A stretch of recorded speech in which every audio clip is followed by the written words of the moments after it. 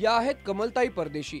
यांची ओळख आज यशस्वी मसाले व्यावसायिक म्हणून महाराष्ट्राला व्हायला सुरुवात झाली आहे। 2000 साली कमलताई परदेशी शेतमजूर म्हणून काम करत होत्या। दिवसाला त्यावेळी त्यांना फार तर 20 रुपये हातात पडायचे।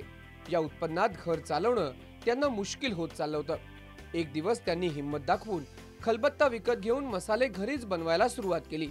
आपण हे काम करू शकतो असा विश्वास वाटायला लागल्यानंतर त्यांनी त्यांच्यासोबत गावातील इतर महिलांना एकत्र करण्याचे प्रयत्न सुरू केले। त्यांनी नंतर या महिलांसोबत बचत गटाची स्थापना केली।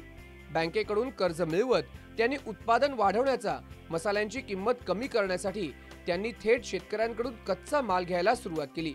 त्यांच्या उत्पादनांचा दर्जा पाहून राज्यातील एका मोठ्या मॉलने त्यांना मसाल्यांची ऑर्डर दिली आहे। मी दौंड तालुका म्हणजे फक्त दौंड तालुक्याचं काम संपलेलं आहे माझं। आज दौंड तालुका हा डेव्हलप केलाय मी आंबेकाचा।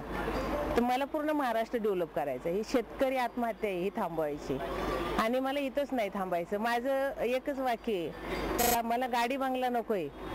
माझा जे सगळा शेतकऱ्याचा माल आहे तर हा ऑर्गॅनिक माल सगळा कंटेनर भरून बाहेरच्या देशात लोड करायचा आहे।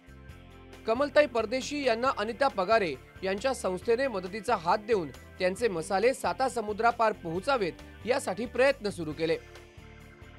स्मॉल स्केल इंडस्ट्रीमध्ये छोटे छोटे उद्योग करणारे, गावाच्या पातळीवरती काम करणारे जे शेतकरी, कारागीर किंवा उत्पादक आहेत, त्यांचा माल शहराच्या ठिकाणी जिथे त्यांचे ग्राहक उपलब्ध आहेत त्यांच्यापर्यंत माल कसा येईल, ग्राहकाला चांगला माल मिळेल की ज्याच्यामध्ये केमिकल नसेल किंवा कुठल्याही प्रकारचं अनैसर्गिक वस्तूंचा वापर झालेला नसेल, असा माल ग्राहकाला कसा मिळेल, तोही त्यालाही वाजवी दरामध्येच मिळाला पाहिजे। उद्या परत आपल्याकडे परत असं होतं की ऑर्गॅनिकच्या नावाखाली आणि सेंद्रिय खताच्या नावाखाली काही वस्तूच्या किमती होतात, तर तेही न होता त्याला वाजवी दरामध्ये आणि शेतकऱ्याला पूर्ण मोबदला द्यावा त्याच्यासाठीची ही शॉप फॉर चेंज कंपनी काम करते। बाबासाहेबांच्या मंत्राप्रमाणे कमलताई परदेशी शिकू शकल्या नाहीत, पण त्यांनी महिलांना संघटित करून संघर्ष करत आर्थिक अडचणींवर मात करण्याचा रस्ता शोधलाय।